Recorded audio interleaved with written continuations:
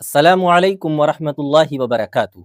हज़रात नाज़रीन, सलातुत तस्बीह की नमाज़ के बारे में आपको पता होगा, आप जानते होंगे।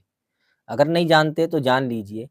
सलातुत तस्बीह ऐसी नमाज़ है जिसको आका अलैहिस्सलातु वस्सलाम ने अपने चचा सय्यिदना अब्बास रज़ियल्लाहु अन्हु और दीगर सहाबाए किराम रज़ियल्लाहु अन्हुम को ये नमाज़ सिखाई थी। एक हदीस का मफ़हूम है, आका अलैहिस्सलातु वस्सलाम ने इरशाद फरमाया कि अगर हो सके तो इस नमाज को रोज़ाना पढ़ो। अगर रोज़ाना नहीं पढ़ सकते तो फिर हफ्ते में एक मरतबा पढ़ लो, और हफ्ते में भी अगर मुमकिन ना हो तो महीने में एक मरतबा पढ़ लो। अगर महीने में भी नहीं पढ़ सकते तो फिर साल में एक मरतबा पढ़ ही लेनी चाहिए।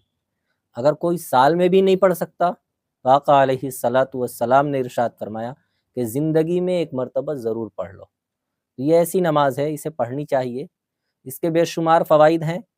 एक तो फ़ायदा ये है कि इससे गुनाहों की माफ़ी होती है।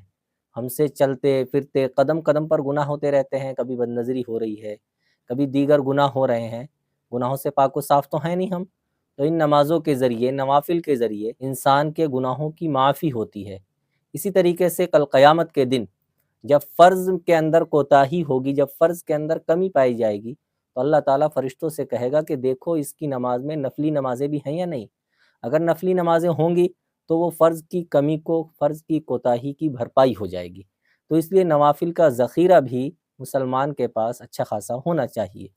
जिस तरीके से हम अपने बैंक बैलेंस को ठीक-ठाक रखते हैं कि ज़रूरत पड़ सकती है, इसी तरीके से नवाफ़िल का भी एहतिमाम करना चाहिए कि पता नहीं कब इसकी ज़रूरत पड़ जाए और क़यामत में ये काम आ जाएगी। तो इस नमाज के बेशुमार फ़ायदों में से एक फ़ायदा ये भी है कि अगर कोई मुश्किल पेश आ जाए, कोई परेशानी लाहिक हो जाए, तो उसके अंदर भी ये नमाज बहुत मुअस्सिर है, बड़ी मुआविन और मददगार होती है। बहुत से अल्लाह के नेक बंदे और बंदियाँ आपको मिल जाएंगी जो काबिल मुबारकबाद हैं, जो इस नमाज का कसरत से एहतिमाम करते हैं। बहुत से लोग जुमे के दिन हर जुमे को ये नमाज़ पढ़ते हैं। बहुत सी ख़वातीन ये नमाज़ पढ़ती हैं। इसमें ज़्यादा वक्त नहीं लगता, 20-25 मिनट, आधा घंटा इसमें वक्त लगता है। और इसको पढ़ने का तरीक़ा क्या है? इसको पढ़ने का तरीक़ा ये है कि याद रखिएगा, इसमें 300 मरतबा तीसरा कलीमा पढ़ा जाता है, सुबहानल्लाहि वल्हम्दुलिल्लाहि वला इलाहा इल्लल्लाहु वल्लाहु अकबर। उलमा ने लिखा है कि यहाँ तक पढ़ लेंगे तब भी ठीक है, लेकिन बेहतर ये है कि पूरा कलीमा पढ़ें। वल्लाहु अकबर के बाद वला हौला वला कुव्वता इल्ला बिल्लाहिल अलिय्यिल अज़ीम ये बढ़ा लें तो और ज़्यादा फ़ायदेमंद है, कारआमद है। तो अगर वल्लाहु अकबर पढ़ें तब भी नमाज हो जाएगी और दुरुस्त होगी। तो 300 मरतबा तीसरा कलीमा पढ़ा जाता है। इस कलीमे को पढ़ने का तरीका क्या है और नमाज की नीयत कैसे करेंगे? तो ये नमाज की नीयत ऐसे की जाती है कि 4 रकात नफ़िल नमाज की नीयत से आप नीयत बांधेंगे कि नीयत करता हूँ मैं 4 रकात नमाज नफ़िल सलातुत तस्बीह। उसके बाद आप सना पढ़ेंगे। सना पढ़ने के बाद 15 मरतबा तीसरा कलीमा पढ़ेंगे, सुबहानल्लाहि वल्हम्दुलिल्लाहि वला इलाहा इल्लल्लाहु वल्लाहु अकबर। और इसके बाद आप औज़ु बिल्लाह, बिस्मिल्लाह, अल्हम्दु और सूरत मिलाएंगे।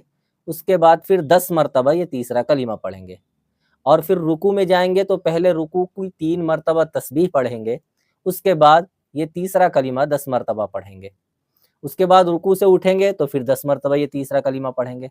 फिर जब सजदे में जाएंगे तो 10 मरतबा तीसरा कलीमा। सजदे से उठकर बैठेंगे तो 10 मरतबा तीसरा कलीमा। फिर दूसरे सजदे में जाएंगे तो 10 मरतबा तीसरा कलीमा।